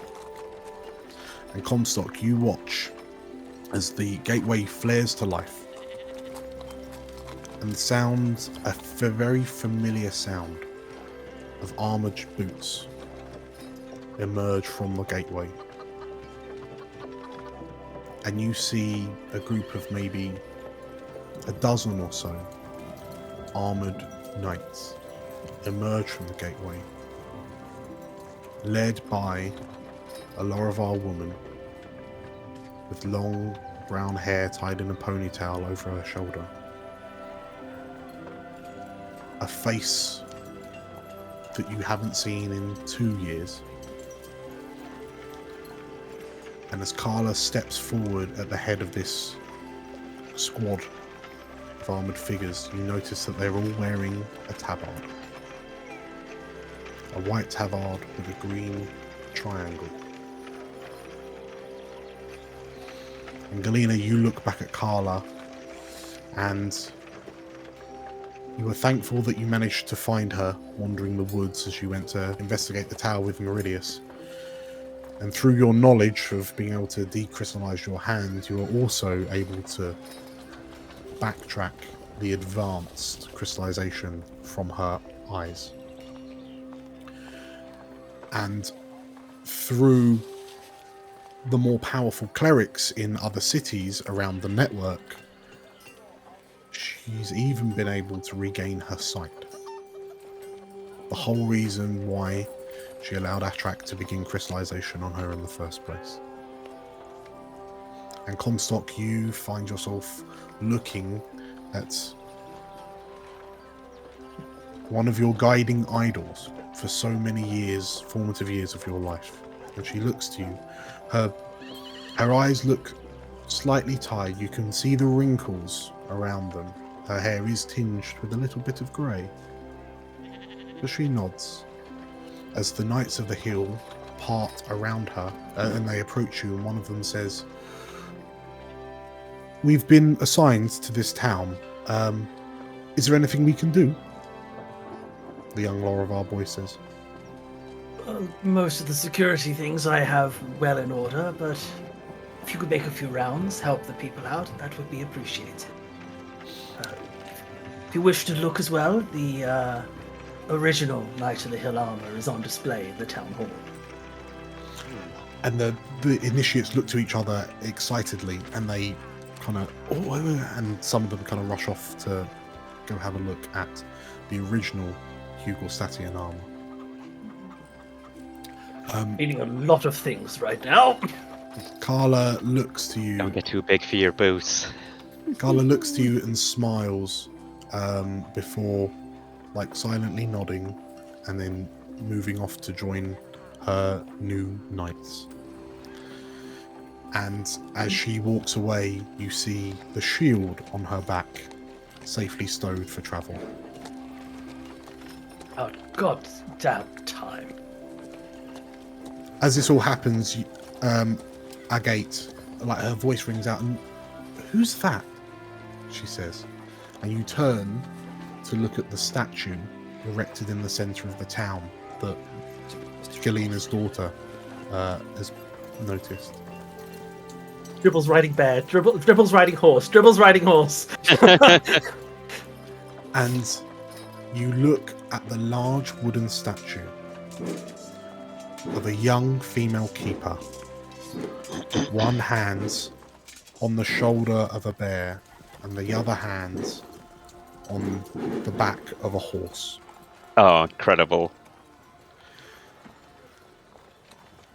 And Dryadia, what came of you over the past year?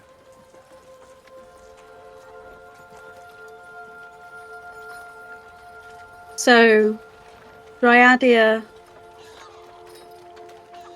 left the tower,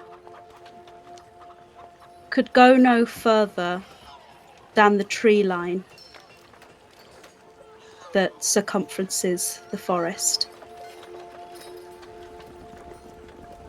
On that first day, she tried taking a step, but felt a wrenching inside of her and realized that she had become as much a part of the forest through Coroloro as Coroloro had become a part of her. So, she is still around in every blade of grass, in every leaf that changes colour as the seasons have rolled on. And those who wander into the forest to hunt or to gather or to chop wood may see her sometimes in her keeper form and sometimes as the sort of image of Coroloro. And then on some nights when skies are clear and the fires are bright and people gather around New Prosper to sow their stories and their tales and their legends, she comes a little bit closer, only then. And you might feel her presence, as she still has that need to sort of hear stories. So as Agate's question hangs in the air, a soft voice responds. That's the statue of Dryadia. And you turn to see Davin stride forward. He's now wearing a mayor's regalia. Now he's fully looking after the town, with Comstock as his sort of like a commander. That statue is a monument to some very good friends we knew once upon a time. And you all hear like a scratching and a scuffling, and Agate lets out a little squeak as this little, almost like child-sized wooden face peers out from behind it. In lieu of hair, it's almost got like branches that wave out in almost like a crest, and it's got like long, spindly, twig-like fingers. And this creature just kind of like jumps at the sound of Agate's cry, and then just sort of like trips over something, skitters about a bit, and out tumbles this little creature that looks like it's made from living wood, with these large pearlescent eyes. And Agate, what's that? And Davin smiles and lifts her hands up, and don't worry, they're very friendly. We call them dryads. They began sprouting from the forests about a year ago, and we felt that the name, it was just the right thing to call them.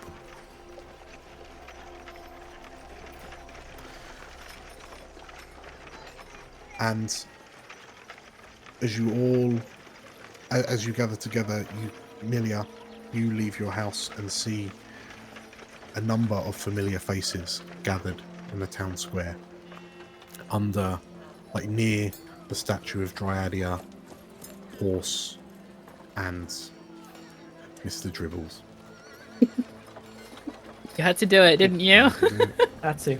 It's law. And as you all spy Milia and Comstock, you nod as you see Milia has now packed her things. you all glance around the town of New Prosper, and you know that despite everything,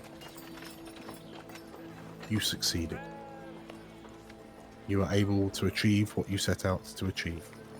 And New Prosper now stands as one of the gleaming beacons of light in a landscape of uncertainty and darkness, even 2 years on. But with New Prosper leading the way and the network of portals by the Council of Mages becoming more expansive with every passing month, that uncertainty, that wilderness will be conquered. And New Prosper will act as the main trading hub for all of the future expeditions which strike out from all of the different settlements that have been established. And Come as stop. you- I got your box. Thank you. Wait, Thank you. I was I also wondering. got I also got my pipe. We can smoke my notification of exile that I got for killing my wife. It'll be perfect. I will unpack that later. He hands his box to a gate, and inside there's I've been learning how to whittle, and inside there's like a knightly doll with like a helmet. It's got pauldrons. It's got the cuirass, the gauntlets, but it's got two spindly little stick legs. I still don't quite know how to craft greaves. I'm learning. So for the moment, I apologize, but we can call it the Hugostatian Knight, if you will. I don't know if you're a bit old for dolls, but yeah, just don't ask questions about why it doesn't wear greaves. There is no honest answer. There is no honest answer. The teenage Terran sprite. Thanks, she says as she takes this wooden doll. But Galena, as you look down, you notice that, like, Galena, you've tensed up, presumably because you've kind of suspected you'll get some teenage sass. But actually, she looks quite, pleased with it. She looks quite taken aback by the offering, by the gift. And she looks up and smiles genuinely. Want to go see the fish people? There's fish people? And Boss. you all Come this way. No. you close your eyes. You have I'm rounds, going- Victor. You close your eyes and like you roll your eyes as Victor drags Galena's daughter off down He's to gonna the be the worst seafront. uncle. To the seafront, where through Victor's actions, he has managed to almost indoctrinate the local Croats to aid with the fishing efforts for the expanding town. Yes, exactly. After he leaves, I'm Yes. just gonna sort of look around to everyone and go, well, I'm leaving today. I just got back. I've done my part here. I've helped as much as I can, but my family's still out there. I don't know where Glasnir is. And there's gonna be more people that I can help out there. I need to go. The Archmagister can help, I think. He helped me locate my home. Speak with him. And Carla is well connected in Hugostat. If you ever need any help. You will be missed, Milia. You have helped this town out enormously. Your Honestly, I don't know duty- how this town is going to function without a therapist. Oh, don't get me started. There'll be better people for it than me. I was never very good. Thank you, everyone. I'm gonna open my arms for a big hug. I'll hug your shin. As you all kind of come in to embrace one another, and We need to Milia, hug the statue as well. No. Milia, your mind falls to the thought of speaking to the Archmagister Meridius. The gateway, once again, flares to life.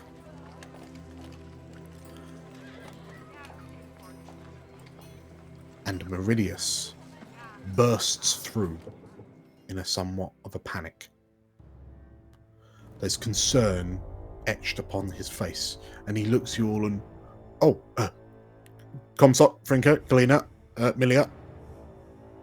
And he sort of looks around, and he turns his head to the southern cliffs. As he he begins rushing, and you notice more mages appearing from the gateway and all rushing to the southern cliffs. And he looks, the silver-haired Lorivar looks over his shoulder and, Comstock, I might need your help with this one, he shouts. Fair enough. My men will be ready. And he looks to you and, no, all of you, he says. And he kind of swings his hand to gesture you over. 5 more minutes won't hurt, Milia. I've got everything I own. As you all follow after Meridius, he reaches the edge of the cliff, and below him you can see the cliffside buildings of New Prosper that's built down the side, and you see him frantically scanning the sky over the sea to the south and east of New Prosper.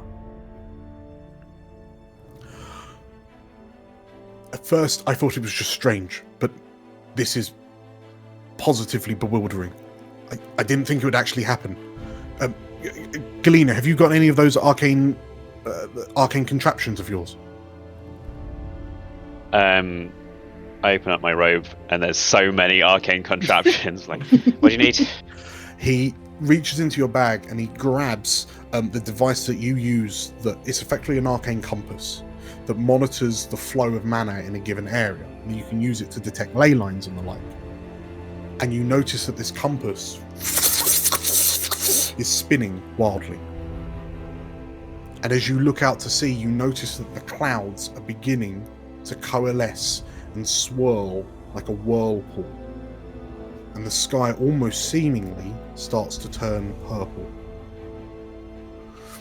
And he looks as Meridius and the other wizards look up, and you see him grit his teeth. There is a crack, and a large floating city appears in the skies over the seas of New Prosper. And as Meridius's eyes open wide and he looks to you all, his mouth open, we will call it there. I'm sorry, what? Motherfucker. Wow. What is going on with New Prosper? We saved the place. It was meant to be a nice, quiet retreat. We had a year retirement, it's fine. Congratulations, everyone, on completing Explorers of Elsewhere Year 1.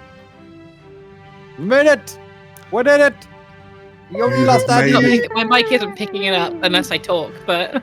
You have made it to the end of our inaugural campaign. Congratulations. Thank you. Whew. Well, we did it. Hooray Thank for you us. for bringing me into the fold and bringing me along for the ride. Hey. Well done, Dim Dan. It's been a great old time. It has. It has. It has. Thank you so much, the 5 of you, for playing. Thank Anytime. you so much for watching, listening, supporting, believing in this little mad little idea that we've all had. It truly means the world to us. I'm going to keep this relatively short and sweet. If you liked what you saw, make sure to hit the like button and comment down below on what you think Campaign 2 is going to be about. And if you like this, or other D&D 5e content, or non-D&D 5e content, or Baldur's Gate playthroughs, or live streams, or shorts, make sure to hit the subscribe button and the bell icon for notifications of when we release new stuff, because it's happening at an alarming rate.